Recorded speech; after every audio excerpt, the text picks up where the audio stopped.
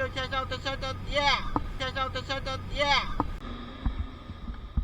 Yo, what's up mga bossing? Good morning. So, inasal yung first booking pala natin ngayon, which is nagantay ako ng almost 1 hour.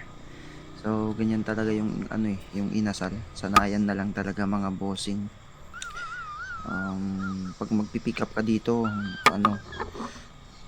mostly 20 minutes, 30 minutes. Ngayon delay ako ng 1 hour yan. Sa dami nilang walk-in customer.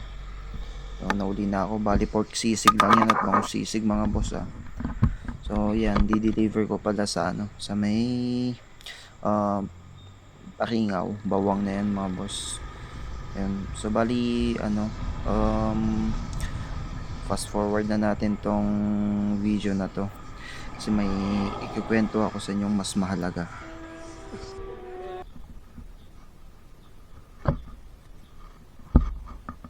So, yun nga mga bossing, pagkatapos ng delivery natin sa Mang Inasal, pabalik na tayo sa sa may town proper.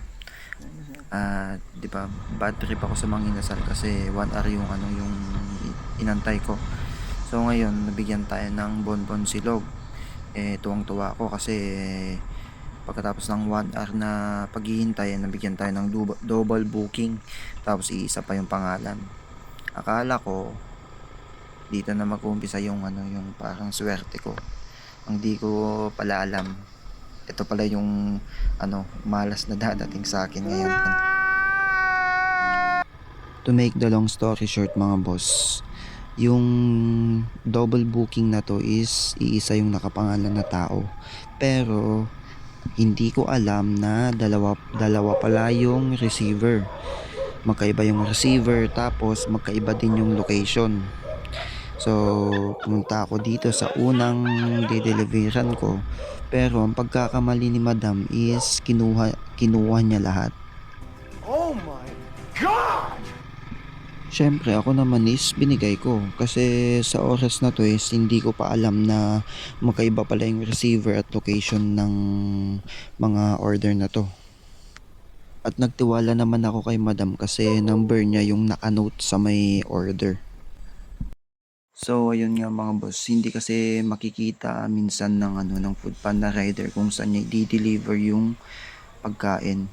Lalo pag naka-auto accept, hindi mo talaga makikita yan. Unless pag na-pick up mo na yung food, dun lang magpapakita yung address ng receiver. At yun, nagpatuloy lang ako sa pagdi-deliver ko. Akala ko walang issue yun kasi complete naman, walang cancel sa akin.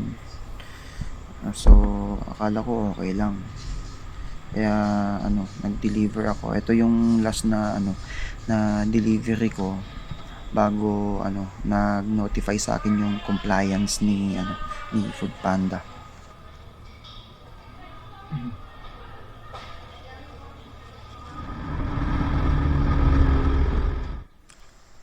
Bale, ito yung yung compliance mga boss na nag-notify sa akin pagkatapos to ng last delivery ko sa may Chowking.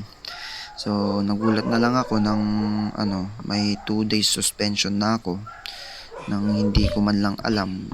Wala naman akong alam na ginawa kong mali. So, ayun, tinignan ko kung ano tong compliance na to, kung ba't ako na-suspend ng 2 days.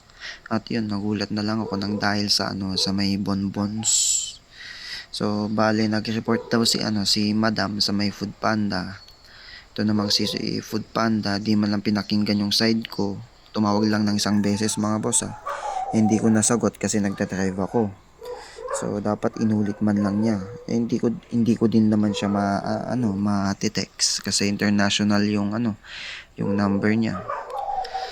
So ayun, nag-report si Madam na hindi daw niya na-receive yung pagkain niya. Kasalanan nilang dalawa yun.